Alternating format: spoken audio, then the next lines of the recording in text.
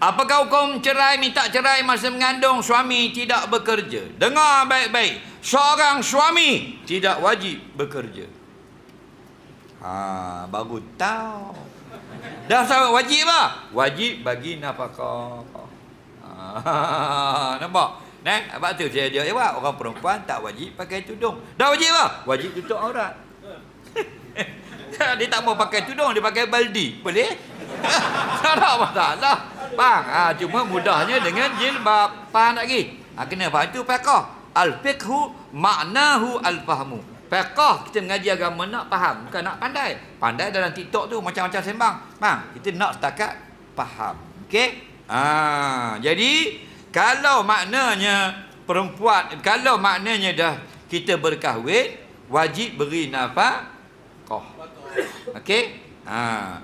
Bukan wajib bekerja. Tapi kalau tidak bekerja tak dapat beri nafkah.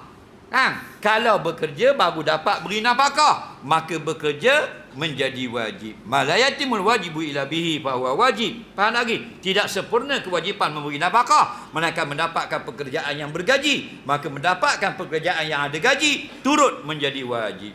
Faham lagi? Jadi kalau suami tak beri nafkah, boleh tak isteri minta cerai? Itu baru soalan.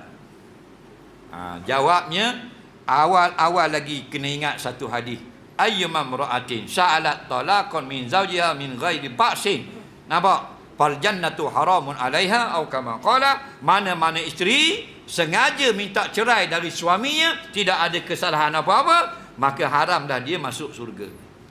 Melainkan beberapa perkara. Perkara yang paling masyhur, 5 perkara boleh minta cerai. Nombor 1, suami melarang isteri melakukan kewajipan agama. Larang solat, larang tutup aurat, boleh minta cerai.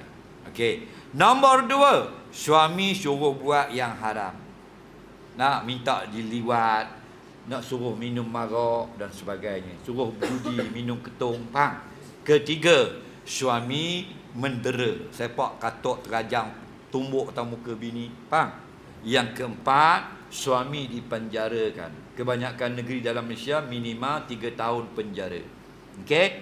Yang kelima, suami tak beri nafkah. Masuk dalam soalan. Jadi suami tak beri nafkah, perempuan berhak meminta cerai. Kerana nafkah adalah hak dia. Faham?